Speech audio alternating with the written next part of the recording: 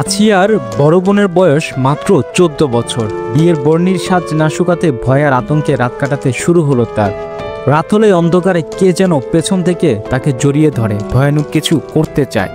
এক রাতে মাকে ফোন করে বড় বোন বলল, মা, লাইট বন্ধ হলেই কে যেন আসে, পেছন থেকে জড়িয়ে ধরে।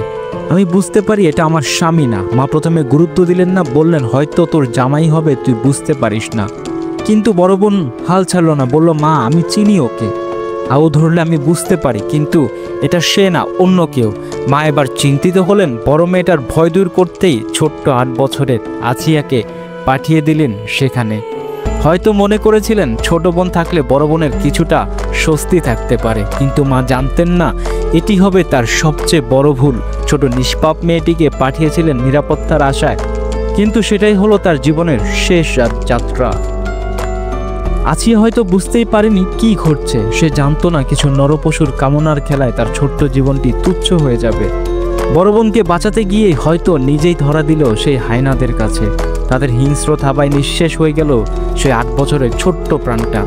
বড় বোনের প্রতি বারবার হামলে পড়তে চেয়েছিল সেই নরপশুরা, কিন্তু ভাগ্য তাদের লক্ষ্য ঘুরিয়ে দিল আছিয়ার দিকে। এক নিষ্পাপ শিশুকে নির্মমভাবে শেষ করে দিল তারা।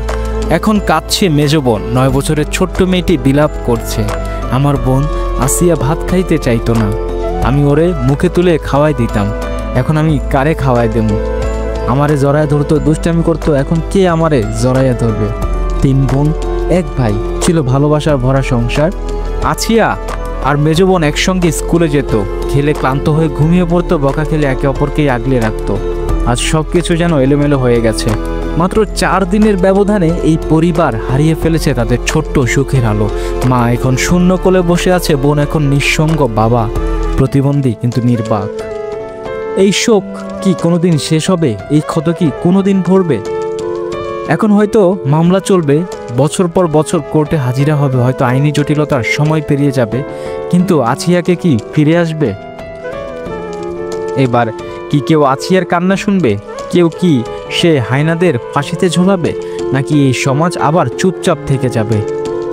আবার কোনো নিরপরাধ শিশুকে উৎসর্গ করবে দানবদের হাতে? আজ আছিয়া চলে গেছে, কাল হয়তো অন্য কেউ এই বিভীষিকায় পড়বে। সতর্ক হন, দুলাভাই আপন নাও হতে পারে, তালই নিরাপদ নাও হতে পারে। আজ যদি আমরা চুপ থাকি, কালো হয়তো আমাদের ঘরের আলো, কারো না কারো ঘরের আলো এভাবেই নিভে যাবে। তাই প্রশ্ন একটাই, আমরা কি আছিয়ার আর্তনাদ শুনছি, নাকি আমাদের কান এখনো বধির?